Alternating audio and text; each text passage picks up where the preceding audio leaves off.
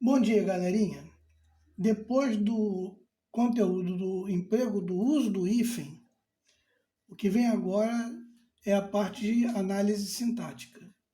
E não se pode entender a análise sintática se a gente não fizer uma introdução a essa análise sintática.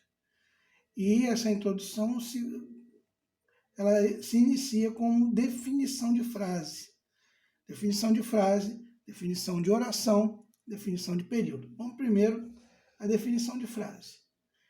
Frase é o seguinte: frase é todo enunciado que tem o sentido completo e tem a sua entonação. Aí você vai dizer assim para mim: Paulino, como assim?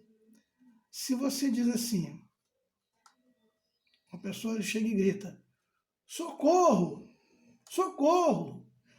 O que acontece? Se eu transcrever essa frase, essa fala, socorro, socorro, e escrever, eu tenho isso aqui, socorro, exclamado.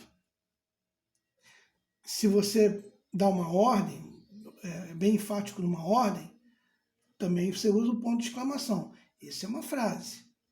Se você ler, por exemplo, algo do tipo distribuição gratuita, é também uma frase. Tem sentido? Se tem sentido, é uma frase. Então, definição de frase é o enunciado que tem o sentido completo e é entonado. Onde? E tem uma entonação. Tem o sentido completo, mas tem uma entonação. Se eu vejo uma outra placa assim, ovos frescos, e a placa está numa loja de aves, um abatedouro, o que eu vou deduzir? Que ali vende ovos frescos. Como é que eu vou saber isso? Porque aquela frase, aquele enunciado, tem o sentido completo. Então, isso é frase. Frase, então, não precisa necessariamente ter um verbo. Esse é outro detalhe. A frase pode ser nominal, quando ela não tem verbo nenhum, ou ela pode ser uma frase dita verbal. A frase verbal, aí ela vai ser uma oração. Porque aí a definição de oração é outra situação. Porque a oração, você já tem uma estrutura que gira em torno de um verbo. Então, Paulina, então todo enunciado que tem verbo é uma oração? Sim, todo enunciado que tem um verbo é uma oração. Se não tiver verbo, não é oração. Aí é frase. E frase nominal, porque só tem nome. Socorro é nome. Distribuição gratuita, nome, nome. Ovos frescos, nome e nome. Por isso que são frases nominais. Isso aqui são frases, ditas frases nominais.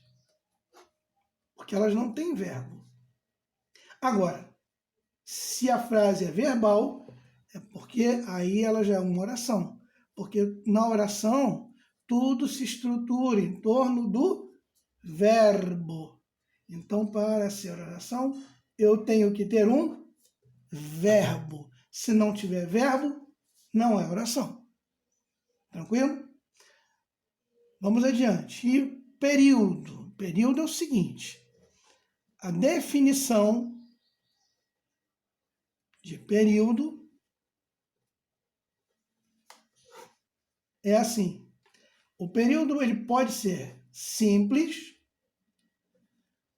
se eu tiver nesse enunciado só uma oração, aí o período é simples. Se esse enunciado tiver mais de uma oração, eu tenho um período composto. Aí é mais de uma oração. Mais de uma. Aí você vai e me pergunta assim, então uma oração pode se chamar um período simples? Sim, uma oração pode se chamar um período simples, mas primeiro se chama oração. Mas pode se chamar período simples.